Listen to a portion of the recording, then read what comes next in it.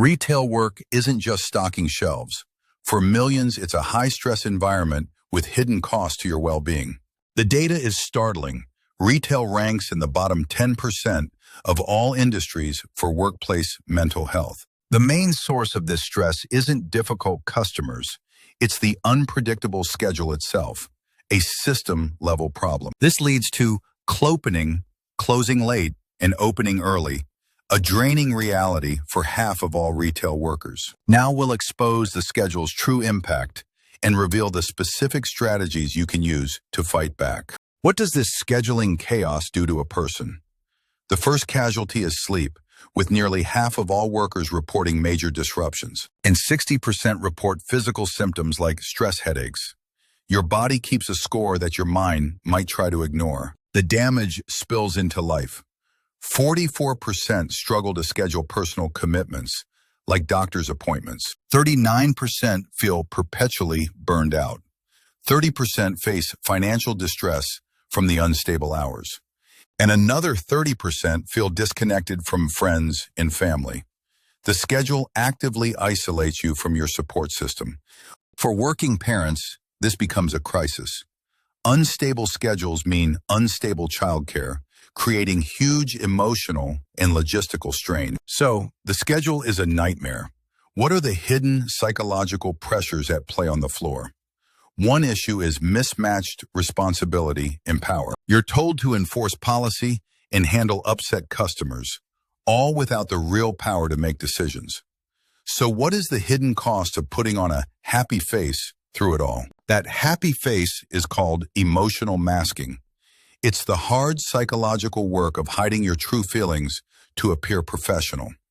This is emotionally corrosive. Studies link this constant performance to higher rates of depression, anxiety, and even poor sleep, creating a vicious cycle with the chaotic schedule.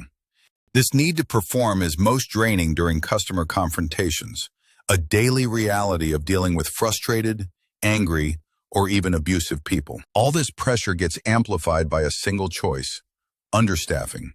A huge 82% of associates feel overwhelmed because there aren't enough people on shift. This situation feels bleak, but proven solutions exist. The most powerful intervention starts with simple stability in the schedule. Data shows that ending on-call shifts and giving schedules just 2 weeks in advance leads to higher sales and productivity. It is a true win-win. Another real-world solution is using technology for good. Apps allowing easy, approved shift swapping give employees a vital sense of control. Some forward-thinking companies are creating part-time plus roles.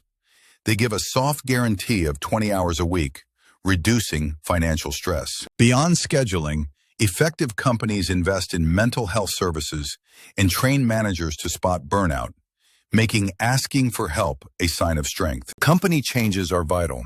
But what can you do on your next shift? These are personal coping strategies, not a substitute for systemic fixes. The first strategy is a mindset shift called depersonalization. You must internalize that a customer's anger is almost never actually about you. This doesn't excuse their behavior. It's about your self-preservation. By not absorbing their anger, you protect your own emotional energy from being drained. For immediate stress, you can use box breathing between customers. Inhale for 4 counts, hold for 4, exhale for 4, and hold for 4. But these tools run into a cultural wall. There is a real stigma around mental health in retail, with many fearing reduced hours if they speak up. Now let's connect the dots. We have systemic problems causing the stress and individual tools to manage it. How do they really interact? Recall the exhausting clopening schedule. That physical depletion makes the emotional masking we covered 10 times harder to maintain. And that high accountability, low authority trap? A technique like box breathing helps you survive a moment, but it can't fix the core powerlessness. This is the main point. Individual skills are survival tools, not long-term solutions. Real change happens when companies fix the foundational stressors. We can now see that retail work demands specific stress management.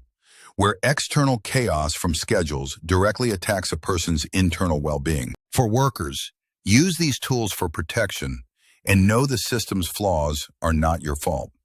For managers, a stable team is a profitable one. Invest in them. For everyone else, support businesses that treat employees with dignity. Advocate for fair scheduling laws. This reflects our community's values. Surviving the unpredictable shift is more than just getting through the day. It's about demanding a system that gives you the stability to build a life.